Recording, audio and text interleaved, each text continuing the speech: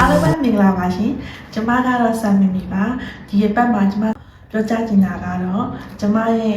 အတွေ့အကြုံရကျမရဲ့သင်ကြားပေးတဲ့တပည့်လေးတွေရဲ့အတွေ့အကြုံကနေပြီးကျမယူပါတယ်ရှင်ကျမကိုယ်တိုင်လည်းအဲ့အတွေ့အကြုံကိုကြုံခဲ့ရလို့ပါရှင်မိမိကခေါင်းစဉ်လေးကတော့အကြီးဆုံးကလေးဖြစ်ခြင်းလားအငယ်ဆုံးကလေးဖြစ်ခြင်းလားတဲ့ကျမတို့ကအကြီးဆုံးကလေးအဖြစ်ဒါမှမဟုတ်အငယ်ဆုံးကလေးအဖြစ်ရွေးချယ်ခွင့်ရမယ်ဆိုလို့ရှိရင်ဘယ်သူလေးဖြစ်ချင်ပါလဲပေါ့နော်ကျမအတွက်ကတော့အချစ်ဆုံးကလေးလေးပဲဖြစ်ချင်ပါတယ်ရှင်မတူညီရဲ့အမြင်တွေတော့ရှိကြပါပေါ့နော်ကြီးဆုံးကတားတယ်အငယ်ဆုံးကတားတယ်အဲ့ဒါကကျမကနှိမ့်စေလို့လည်းဆန္ဒတော့မရှိပါဘူးကျမတဦးတယောက်တည်းရဲ့အနေနဲ့အရွယ်လေးတွေမှာရှင်တွဲပြီးတော့ဖြစ်တတ်တဲ့အကြောင်းအရာလေးတွေကိုပြောပြချင်တာဖြစ်ပါတယ်ရှင်ကျမထင်တာတော့အဓိကကတော့မိသားစုတစ်ခုမှာဆိုလို့ရှိရင်မိဘတွေကအရင်ကြီးကြည့်ပါတယ်မောင်နှမတွေချစ်ခင်စီလုံးချင်းဆိုတဲ့အရင်သွေးရလက်ဟာဆိုလို့ရှိရင်မိဘတွေရဲ့ဆုံးမတန်တမှုကောင်းတဲ့ကောင်းကျိုးလေးတွေပဲဖြစ်တယ်လို့ကျမကသင်မိပါတယ်ရှင်ကလေးတွေရဲ့ဇယက်ကြီးကတယောက်နဲ့တယောက်နဲ့မတူကြဘူးပေါ့နော်ကျမတို့မိဘတွေဖြစ်တဲ့အခါဆိုလို့ရှိရင်ကလေးတွေရဲ့ဇယက်လေးတွေပေါ်မူတည်ပြီးတုံ့ပြန်ဆုံးမရတာရှိပါတယ်ရှင်အခုကျမ9 နှစ်စနေရကလေးလေးတွေဆိုလို့ရှိရင်သူတို့ရဲ့အငယ်လေးတွေအတွက်ဝေးဖွားတဲ့အချိန်မှာဆိုလို့ရှိရင်သူတို့ကဆိုလို့ရှိရင်အိမ်လုပ်တွေကုလုပ်ရတယ်ဘယ်ဟာလေးပဲပြောပြောကိုရီးယားသမီးလေးချက်ကြရတယ်ဟင်းလဲကူရတယ်ကလေးကိုလည်းကူချိန်ပြရတယ်အဲ့လိုလေးရရှိတဲ့ခါမှာဆိုလို့ရှိရင်မိမိတို့ကသမီးကိုကြားတော့မချစ်ဘူးငယ်လေးကိုတော့ပူချစ်တယ်အခုဆုံးမမယ်ဆိုလို့ရှိရင်သမီးကိုကြားတော့ရိုက်တယ်ငယ်လေးတွေကမရိုက်ဘူးစတဲ့မိကုန်းလေးတွေကျမတို့တွေဖြည့်ဘူးရမယ်ဖြည့်ဘူးကြမယ်လို့ထင်ပါတယ်ရှင်ကျမကိုယ်တိုင်လည်းကျမကိုကြီးလာလို့ရှင်ကျမလည်းဖြည့်ဘူးပါတယ်ရှင်ကျမကိုယ်တိုင်လည်းအကြီးဆုံးသမီးဖြစ်တဲ့အတွက်ကြောင့်မလို့ငယ်တုန်းကတော့အဲ့လိုတွေထင်ခဲ့ပါတယ်ဒါပေမဲ့ကျမမိဘတွေရဲ့ကောင်းမွန်တဲ့ဆုံးမမှုကြောင့်မလို့ကျမကြတော့မချစ်ဘူးအငယ်လေးကြတော့ပူချစ်တယ်ဆိုတာကဟိုးငယ်လေးတုန်းကတော့ပြောခဲ့ပါတယ်ကြီးတော့ကြီးတဲ့ရောက်ပဲနားလေနိုင်ခဲ့ပါတယ်ရှင်အဲကြောင့်မလို့ဒီနေ့ကနေပြီးတော့ကျမရဲ့မိဘတွေအဖိုးဖွားတွေကိုလည်းယူသေးစွာရှ िख ုကတော့ပြပါတယ်ရှင်အဲ့လိုမျိုးခုနကအကြီးလေးတွေကိုကြတော့မချစ်ဘူးအဲ့လိုမျိုးထင်တဲ့ကလေးလေးတွေပေါ်မှာဆိုလို့ရှိရင်သူတို့အတွက်မိဘတွေကနေပြီးတော့အချိန်ကြီးအများကြီးမပေးနိုင်တော့မှညာဘက်အချင်းလေးမှာတော့အေးစစ်စစ်စကားသူတို့နဲ့ပြောပြီးတင်တယ်လို့ထင်ပါတယ်။ကိုကြကလောက YouTube ထဲမှာတော့မြင်ပါတယ်။အခုကလေးလေးကိုသူ့အကြီးမလေးကထိန်းနေတယ်အငယ်လေးကိုထိန်းနေအငယ်တလေးလေးပြုတ်ကျသွားတဲ့ခါမှာမိမိကအကြီးမလေးကိုလည်းမရိုင်းလိုက်ဘူးအငယ်လေးကိုပွေ့ရှိတယ်လို့အကြီးလေးကိုလည်းသူ့ရဲ့ရင်ဘတ်ထဲမှာဖဲ့သွားဖမ်းတွယ်လိုက်တဲ့ညီမလေးရဆိုလို့ရှိရင်ဘလို့ပဲဖြစ်ဖြစ်ကြီးရဲ့သူကြည့်မိတဲ့လူတိုင်းမှာဆိုလို့ရှိရင်တော့ဒီမိမိကိုအမြဲတမ်းချီးကျူးမိပါပါရှင်ကျမတို့ကိုယ်တိုင်လည်းခါတလေကြားလို့ရှိရင်ကလေးအငယ်စောတန်ရာရသွားတဲ့စောနဲ့အကြီးလေးတွေကိုစုပြီးခဲ့တာကြီးရှိကောင်းရှိနိုင်ပါတယ်အဲကြားလို့ရှိရင်လည်းကျမတို့ကိုယ်တိုင်ကျမတို့ရဲ့စိတ်ကလေးကို break out ပြီးတော့ပြုပြင်ရမယ်ဆိုတဲ့ဟာလေးကိုတတိဒီနေရာလေးပြီးထပ်လောင်းပေးကြခြင်းပါတယ်ဘာကြောင့်လဲဆိုတော့ကျမတို့မိခင်တွေကကလေးကြီးအတွက်ဆိုလို့ရှိရင်အမြဲတမ်းဆုံးအနေနာခံပြီးတော့ချစ်တတ်တဲ့မိခင်တွေမှုပါရှင်ကျမကိုယ်တိုင်လည်းကျမသားလေးအတွက်ဆိုလို့ရှိရင်အမြဲတမ်းအရှိရနေရင်ဆိုင်နေတာပါရှင်ဒါကြောင့်မလို့တစ်ခါတလေကြားလို့ရှိရင်ကလေးတွေရဲ့လုံနိုင်စွမ်းအားတွေရောကျသွားမယ်ဆိုတာကိုလည်းတတိမထားမိပဲနဲ့သူတို့ကိုအမြဲတမ်းချစ်ပေးနေမိတာလည်းကျမတို့တို့မကောင်းပါဘူးရှင်ခါတလေကြားလို့ရှိရင်ကလေးတွေမှာအမြင်လေးတွေမတူလို့ကလေးတွေကမိကုန်းလေးတွေမေးလာတဲ့ခါကျမအနေနဲ့ဆိုလို့ရှိရင်ပေါ့နော်ကျမသမီးကတော့အမြဲလုံးရတယ်သားကတော့ပို့အလုံးလုံးရတယ်ပို့ကြိုးစားရဲ့ပုံဆိုတဲ့မိကုန်းလေးတွေအပေါ်မှာကျမကတော့ဒီလိုလေးရှင်းပြခဲ့ပါတယ်ရှင်မိမိကသမီးကိုဆိုလို့ရှိရင်လုပ်ကြရန်ခိုင်းတာပဲ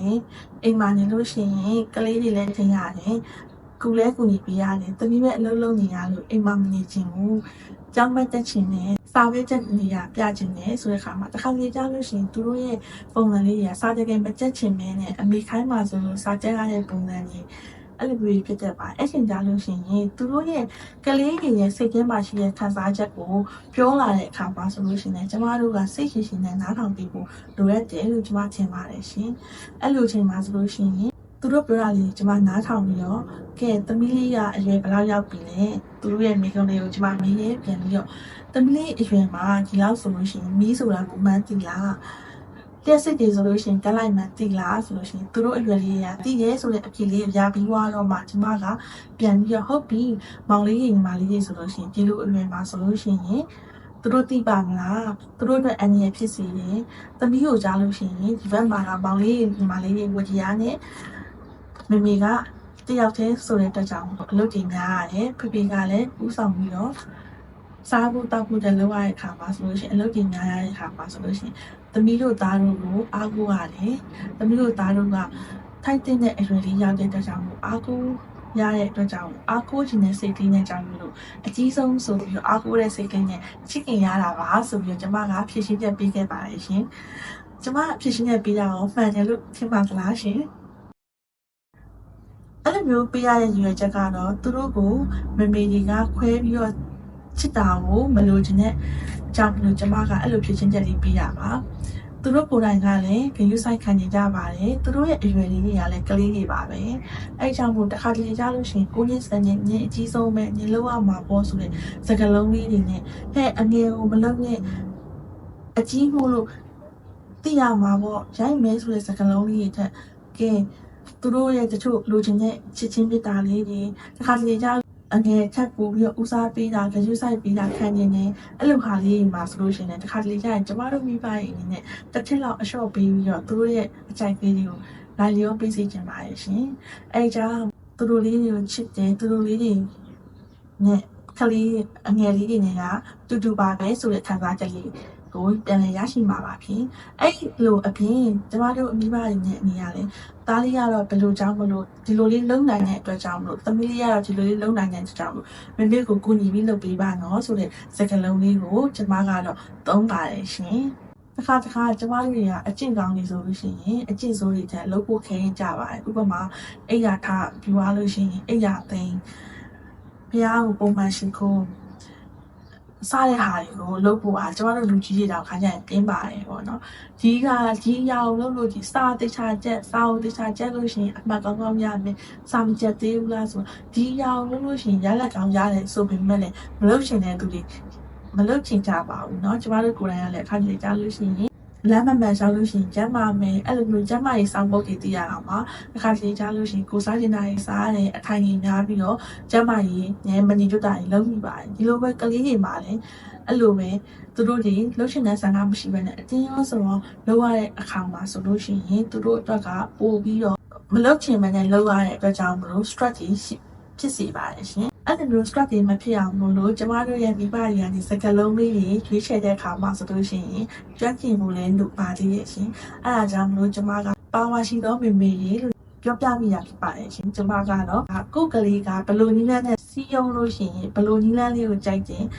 ချော့လေချော့ရမယ်ချောက်လေချောက်ရမှာပါရှင်ပေါ့နော်အဲ့ဒါကတော့ကိုယ်ကလေးရဲ့ပုံစံအနေထားကိုမိဘတိုင်းကပို့ပြီးတော့သူများတက်ကျွမ်းကျင်ပါပါဘယ်လိုမိဘတိုင်းကပို့ပြီးကျွမ်းကျင်မလဲဆိုလို့ရှိရင်ကိုယ်ကလေးရဲ့အမူအရာကိုယ်ကလေးရဲ့မျက်လုံးပုံစံကိုယ်ကလေးရဲ့အနေထားသွားလာအကျင့်ဆိုင်တွေကိုမျက်စိတောင်းထောင်းနဲ့ကြည့်တတ်တဲ့မိဘကပို့ပြီးတော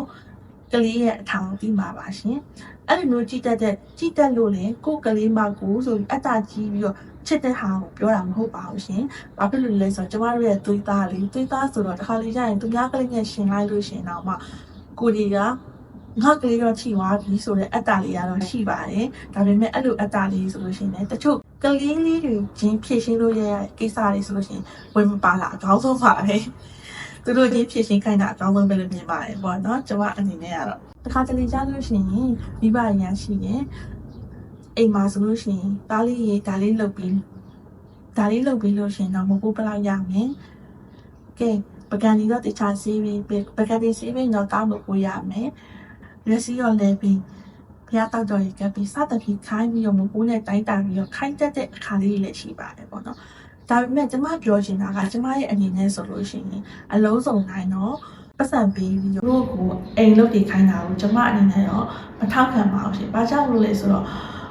ကျမအမြင်ပေါ့နော်မထောက်ခံမှုတော့မဟုတ်ပါဘူးကျမအမြင်နဲ့ဆိုရင်တော့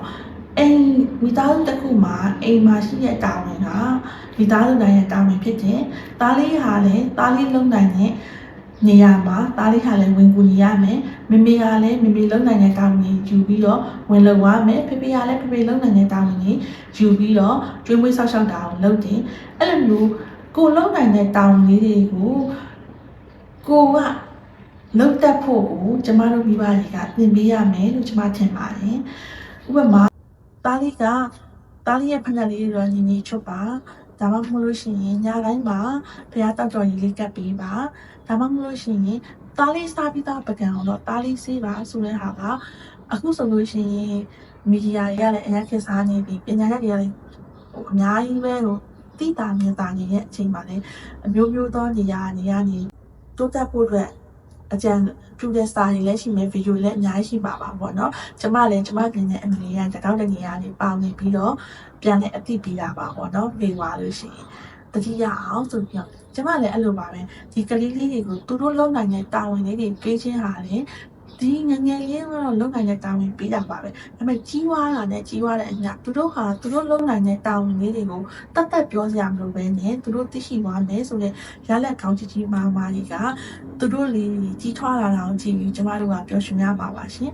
်အဲ့လိုပဲခုနကအကြီးဆုံးနဲ့အငယ်ဆုံးလေးပါဆိုလို့ရှိရင်လေအငယ်ဆုံးကလေးလေးတွေဆိုလို့ရှိရင်ဦးစားပေးခံရတယ်မိသားစုတိုင်းမှာဆိုလို့ရှိရင်သူတို့ကအငယ်ဆုံးလေးမှုလို့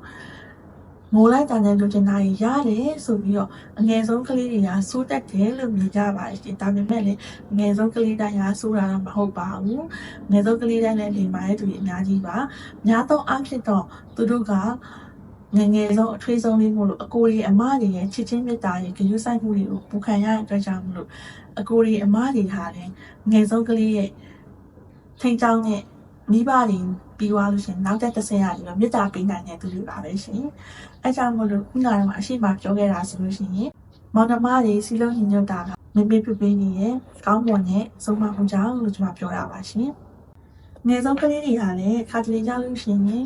အယုတ်ကလေးတွေစော့ပြီးသွားလို့ရှိရင်သူတို့အရွယ်ပေါ်မူတည်ပြီးတော့ကောင်းသိမ်းနိုင်တာတို့ခါတလေကြလို့ရှိရင်အကိုတွေအမတွေစုဆုံးလို့ရှိရင်မေမေတွေကနေဝင်ဟန်တာဖေဖေတွေကဝင်ဟန်တာလို့ဆိုလို့ရှိရင်အကိုတွေအမတွေကိုချစ်ခင်မှုတွေ respect တွေရောက်သွားတဲ့အမှုချင်းတွေမဖြစ်အောင်လေကျမတို့မိဘတွေဖေဖေမမမေမေတွေကနေပြီးတော့သုံးသင်ဆုံးမတတ်ဖို့လိုတယ်လို့ကျမထင်ပါတယ်ရှင်ခါတလေကြလို့ရှိရင်အကြီးဆုံးနဲ့အငယ်ဆုံးနဲ့အရွယ်ကတော့တိတ်မကွာဘူးဒါပေမဲ့ကလေးချင်းမို့လို့တစ်ခါတလေကြလို့ရှိရင်အကြီးဆုံးကလေးကတည့်ရဲ့အသိပညာကိုအငယ်ဆုံးကလေးကို sharing လုပ်တယ်တစ်ခါတလေကြလို့ရှိရင် sharing လုပ်တဲ့ပုံစံကတော့ဥပမာပစ္စည်းကြီးစော့မယ်ကစားမယ်လူတွေနေတာမလုပ်နဲ့ကလေးဆိုတော့ကလေးချင်းဆိုတော့စကလုံးကြီးကျွယ်ဝတာမဟုတ်ပါဘူးမကျွယ်ဝနိုင်ပါဘူးအဲ့လိုကလေးချင်းပြောတဲ့အပေါ်မှာမိဘတွေကတသားတည်းဖြစ်ပြီးတော့ဆုံးမပေးတတ်ကိုလိုမယ်လို့လည်းထင်ပါတယ်ပြီးတော့ခုနကကျွန်မခုနပြောတဲ့တခြားကလေးတွေနဲ့ဆော့တဲ့ခါမှာဆိုလို့ရှိရင်လည်းကိုယ်ကလေးမကိုယူဆိုင်ချင်တာတော့မိဘတွေကရှိကြပါတယ်ဒါပေမဲ့ကြီးကြိုက်တရားမှုကြီးမမမဖြစ်တဲ့ဟာဆိုလို့ရှိရင်ကြီးကြိုက်တရားမှုကြီးမဆိုတာကတစ်ခါလေကြောင့်ချော်လဲတာလောက်ဆိုလို့ရှိရင်တော့ရပါတယ်ပေါ့နော်ကြီးမအနိုင်ကျင့်တာမျိုးမဟုတ်လို့ရှိရင်တော့သူတို့ဖြည့်ရှင်းပေးတာကောင်းပါတယ်ဘယ်လိုရွယ်ပါလဲဆိုတော့ဥမာမူချိုစားတဲ့အရွယ်မူချိုစားတဲ့ဆိုတော့ကျွန်မပြောချင်တာက4-5နှစ်အရွယ်မှာပေါ့နော်9နှစ်6နှစ်အရွယ်အဲ့လိုအရွယ်လေးတွေမှာဆိုလို့ရှိရင်ကလေးရဲ့ပြဿနာကိုလူကြီးတွေကမပါဘဲနဲ့သူတို့ဖြည့်ရှင်းနိုင်တဲ့ပုံစံလေးပေါ်မူတည်ပြီးတော့ဘေးနားကနေပက်ချင်းပြီးနိုင်ဖို့ကပို့ပြီးတော့ကောင်းတယ်လို့ထင်ပါတယ်ရှင်တခါတလေကြောင့်ကျမတွေ့ကြရလို့ရှိရင်သူတို့ကအမှားကြီးမတွေမဖြစ်ခင်မှာအမှားသေးသေးလေးတွေကိုမှားခွင့်ပေးလိုက်ခြင်းဆိုတာကလည်းသူတို့အတွက်ကောင်းတဲ့အတွေ့အကြုံပဲလို့ထင်ပါတယ်ဥပမာအခုဆိုလို့ရှိရင်အရာရာတိုးတက်နေတဲ့ခင်မှာဆိုလို့ရှိရင် Facebook တွေ YouTube တွေ TikTok တွေကနေပြီးတော့သူတို့အများကြီးအတုမြင်အသက်တငင်ဖြစ်တတ်ပါတယ်ဥပမာစိတ်လေးတောက်တာလို့ပါလို့ပေါ့နော်အဲ့လိုတောက်တဲ့ခါမှာဆိုလို့တချို့အရွယ်လေးရှိပါတယ်14-15နှစ်အရွယ်ဆိုလို့ရှိရင်သူတို့တောက်တဲ့အချိန်မှာဆိုလို့ရှိရင်ဘလို့ကောင်းကျိုးဖြစ်တယ်ဘလို့ဆိုးကျိုးဖြစ်တယ်ဆိုတဲ့ဟာကိုသူတို့ပုံမှန်ဘာလုပ်တယ်ကောင်းတာဖြစ်ဆိုးတာဖြစ်အမေကိုပွင့်လင်းစွာပြောတတ်တဲ့အကျင့်လေးရှိဖို့ရတယ်လိုအပ်ပါတယ်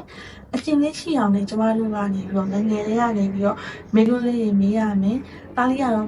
တားလေးကျောင်းမှာဘာလုပ်ခဲ့လဲဘလို့တွေဆောက်ခဲ့လဲဟုတ်ပြီတခုခုပစ္စည်းတွေပြောက်တယ်ဆိုရင်တော့တားလေးကဘလို့ပြောက်တာလဲဘလို့ချင်းသိမ်းရမယ်ပြောက်သွားလို့ရှိရင်လည်းဟုတ်ပြီဘာကြောင့်ပြောက်တာလဲဒါဘလို့မထိမ့်သိမ့်လို့ပြောက်တာလဲအဲ့ဒါကအစားပေါ့တခုခုဆိုလို့ရှိရင်ခဲတံလေးတွေခဲပြက်လေးပြောက်မယ်ဘလို့မထိမ့်သိမ့်လို့ပြောက်တာလဲဆိုပြီးတော့ဘလို့ထိမ့်သိမ့်ရမယ်ဆိုတဲ့ညီလန်းလေးပါပူးတွဲပြီးတော့ပြတင်ကြားပေးနိုင်လို့ရှိရင်အကောင်းဆုံးပါရှင်ခုနကတော့14-15-16အရွယ်ကလေးတွေဆိုလို့ရှိရင်အခုပါဆိုလို့ရှိရင်ကျမရဲ့ အတွေ့အကြုံရပါတော့စိတ်လေးတောက်တာလေးစမ်းလာမယ်ကိုးစားတာလေးစမ်းလာမယ်အရက်တောက်တာလေးစမ်းလာမယ်ဆိုလို့ရှိရင်သူတို့ကိုမိဘနဲ့ရှင်ပြမယ်ဆိုလို့ရှိရင်ပေးဆိုင်ကြည့်လိုက်ပါပေးဆိုင်ကြည့်ပြီးတော့ရှင်သူတို့ရဲ့ဆိုချိုးတွေသားတို့တွေ YouTube ကနေပြီးတော့ချိုးချိုးတွေဘယ်လိုရှိရဲ Google ကနေပြီးတော့ဘယ်လိုရှာလို့ရရင်ဖတ်ခိုင်းပါအဲ့ဒီခါမှာဆိုလို့ရှိရင်ဘယ်လိုကိုယ်ရဲ့အသိစိတ်ကနေပြီးတော့ဘယ်လိုမျိုးအသိစိတ်ကမကောင်းမှန်းသိလို့ရှိရင်မလုပ်တင်ဘူးလားလုပ်တင်လားဟုတ်ပြီသားတို့ကဒါကိုစမ်းတက်ရမယ့်အရွယ်မို့လို့စမ်းတက်တယ်ဟုတ်ပြီသားတို့ဒါကောင်းတယ်လို့ထင်လားမကောင်းလို့ထင်သူတို့ရဲ့လှုပ်ဆောင်မှုပေါ်မှာမိကုန်းလေးတွေပြန်မေးမယ်မေးလာပြီးတော့သူတို့ရဲ့အဖြေလေးပေါ်မူတည်ပြီးတော့ကျမတို့ကခုနကတော့တောက်တဲ့ကလေးဆိုလို့ရှစ်လေးတောက်ကြည့်တယ်အရက်တောက်ကြည့်ဟုတ်ပြီသားတို့ကောင်းတယ်ထင်လားမကောင်းဘူးထင်လားသူတို့ကမကောင်းဘူးဒီအောင်စားအရက်တာလည်းမကောင်းပါဘူးဒါပေမဲ့မလုပ်ကြည့်လို့စမ်းလုပ်ကြည့်ရအဲ့လိုရှင်ကျမကတော့ဒီလိုလေးပြန်ဖြည့်ရှင်းခဲ့ပါတယ်ဟုတ်ပြီမကောင်းမသိတဲ့အတွက်ကြောင့်သားတို့ကစမ်းသက်ကြည့်တယ်စမ်းသက်ကြည့်ပြီးတော့မကောင်းမှန်းသိရဲ့သားပါဆက်လုပ်နေလို့ကျမဆက်မိလိုက်ပါတယ်သမီးပါဆက်လုပ်နေဆက်မိလိုက်ပါတယ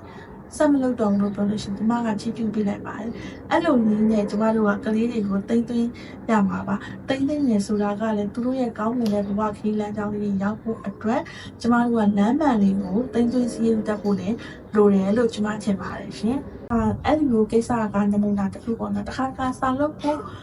အမြဲတမ်းပြောတယ်စာမလုပ်ဘူးခင်ဗျပဲစောနေရင်ပုံမှန်အားဖြင့်တားတယ်တောင်းလို့မရလို့ရှိရင်တွတ်ထားပြီးတော့စောင်းပွဲအကြပေးလိုက်မယ်ပေါ့နော်ကျမရဲ့အတွေ့အကြုံအခုတက်ကြည့်လေကျမအဲ့လိုပဲလုပ်ပါတယ်လာဘက်ဆောင်ပွဲအကြပေးလိုက်တာကသူတို့ဘဝမှာအတွေ့အကြုံရသွားပါတယ်ခုနကတော့လို့စိလေးတောက်တာအရက်တောက်တစ်ခါလောက်လုပ်ခွင့်ပေးလိုက်တဲ့ခါမှာသူတို့အတွေ့အကြုံရသွားပါတယ်အဲ့ဒီအတွေ့အကြုံမှာမူတည်ပြီးတော့ကောင်းကျိုးဆိုးကျိုးကိုပတ်ဝန်းကျင်ရောသူတို့စာတွေရောကျမရှာပတ်ခိုင်းပြီးတော့သူတို့ရဲ့တုံ့ပြန်တဲ့ဖြည့်ရှင်းတဲ့ဒီလမ်းကိုပြန်ယူပြီးတော့သူတို့ကလမ်းမှန်ရောက်လမ်းမှန်မကောင်းမှန်းသိရဲစက်မလုပ်တော့ဘူးဆိုလို့ရှိရင်ကျမကချီကျူးပါတယ်။ဆောင်ဝင်းချသွားပြီဆိုလို့ရှိရင်လည်းခုနကလာဘက်ဆောင်ဝင်းလေးကိုပြောတော့နှစ်ဆောင်ဝင်းရောကျမမဆိုလို့ပါအောင်နော်။လာဘက်ဆောင်ဝင်းချသွားပြီဟုတ်တယ်ဘာကြောင့်ကြလာလဲ။ဘာတွေလိုအပ်သွားလို့လဲ။ဟုတ်ပြီအဲ့ဒါဆိုလို့ရှိရင်သူတို့ပြောတဲ့အဖြေမှာဆိုရှင်ဂိမ်းစော်တာများလို့တိုင်းစာမကြက်လို့ဆိုလို့ရှိရင်သူတို့ရဲ့ပြောလာတဲ့အမှုကြီးအဖြေပေါ်မူတည်ပြီးတော့သားတို့ဒီလိုလေးလုပ်ရမယ်ဒီလိုလေး manage လုပ်လို့ရှိရင်တော့သားတို့ဒီလို reset ကောင်းလေးထွက်မယ်ပြောပြပါတယ်ပြောပြပြီးသွားလို့ရှိရင်ကျမသူတို့ကိုကျင့်သုံးနိုင်အောင်ဘေးကနေပံ့ပိုးပါတယ်ပံ့ပိုးရင်းနဲ့သူတို့ reset ကောင်းရလာလို့ရှိရင်ဆိုတာသူတို့ကိုယ်တိုင်လုံးပျော်ရွှင်ရမှာဆိုတာကိုချီးကျူးပြီးပြောပြပေးပါအဲ့ဒါလို့သူတို့ reset ကောင်းရမယ်ဆိုလို့ရှိရင်ကျမကချီးကျူးပေးပါတယ်ပေါ့နော်ဥပမာကျမအနေနဲ့ပြောရလို့ရှိရင်တင်ချပါစာရက်ကိုတချို့ကလေးတွေကဟာတာနေမှာဆိုမနားလေဒါပေမဲ့နားမလဲပြင်မဲ့ဒီဟာလေးကိုရှင်းပြတော့နားထောင်ပြီးတော့သင်္ချာပါစာရဲ့မှမဟုတ်အင်္ဂလိပ်စာကိုလည်းစစချင်းလုပ်လို့ရှိရင်တော့အခုကာလမှာဆိုပို့ဆိုးပါတယ်စကြချင်းကလေးတွေကဆိုရင်ပညာရေးနဲ့လည်း gap ဖြစ်သွားတယ်ပေါ့နော် gap ဖြစ်တဲ့ကလေးကများပါတယ်စစချင်းလုပ်လို့ရှိရင်တော့ခက်ခဲပြီးတော့စကားလုံးတစ်ခုလည်းသင်ပေးလိုက်ပါတယ်အကျင့်ဆိုးကိုလုပ်ကြတာအကျင့်ပါတာလွယ်ပေမဲ့အကျင့်ကောင်းအောင်လုပ်ရတာအကျင့်ပါတာကိုခက်ပါတယ်အဲ့ဒါကြောင့်မလို့အကျင့်ကောင်းလုပ်တဲ့စာလေးတွေကိုတေချာမှန်မှန်လုပ်တတ်ဖို့နားမလည်အောင်တေချာလုပ်ဖို့အတွက်ကအရှင်တစ်ခုလိုပါတယ်ပုံမှန် practice လုပ်ဖို့လိုပါတယ်အဲ့လိုမျိုးတေချာလေးလုပ်မယ်ဆိုလို့ရှိရင်အဲ့ရဲ့ result ကိုသားတို့ပဲအရင်ဆုံးသမီးတို့ပဲအရင်ဆုံးခံစားရမှာလို့ကျွန်မသူတို့ကိုဆုံးမပူပါတယ်ကျွန်မသားလေးကိုလည်းကျွန်မဆုံးမပူပါတယ်ကျွန်မအောင်မြင်ခဲ့ပါတယ်အဲ့ဒီနဲ့ပေါ့နော်တားလေးရဲ့အတွေ့အကြုံရဆိုလို့ရှိရင်သူကသင်္ချာကိုမြန်မာဘာသာရင်အင်္ဂလိပ်ဘာသာကိုပြောင်းတင်တဲ့အချိန်မှာသူကတချို့ဟာတွေခက်ခဲရှိပေမဲ့မပြရှင်းပြမယ်တားရင်နားထောင်ပါတားတလပဲတတိထထလိုက်လုပ်ပါမတွက်ချင်ပေမဲ့လည်းတားတွက်ပါများလေးလုပ်ပေးပါပြီးသွားလို့ရှိရင်တားရဲ့အောင်မြင်တဲ့ result ကိုတားရပါလိမ့်မယ်လို့ကျွန်မပြောခဲ့တဲ့အချိန်မှာ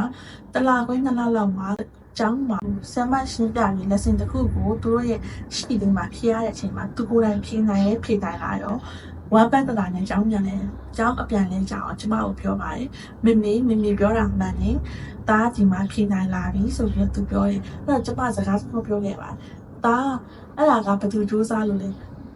ဲတားစူးစမ်းလို့ရတာဒါပေမဲ့တားကစူးစမ်းတယ်မေစကားကိုနားထောင်ပြီးတော့စူးစမ်းခဲ့တယ်မလုပ်ချင်တဲ့စာကလို့ချင်တဲ့စိတ်ဖြစ်ပေမဲ့လည်းစာကိုစူးစမ်းပြီးလုပ်ခဲ့အဲ့ဒါကြောင့်မို့တားကိုယ်တိုင်စူးစမ်းတယ်ပထမတစ်ချက်အဲ့လိုမျိုးတိမ့်သွင်းစီးရုံတာပေါ့နော်အဲ့လိုနည်းနဲ့ပဲကျမက ကလေးတွေတိတ်တန်းစီးရုံးတင်နေလို့ထင်ပါတယ်ရှင်ကျမအနေနဲ့ကလည်းအမြဲ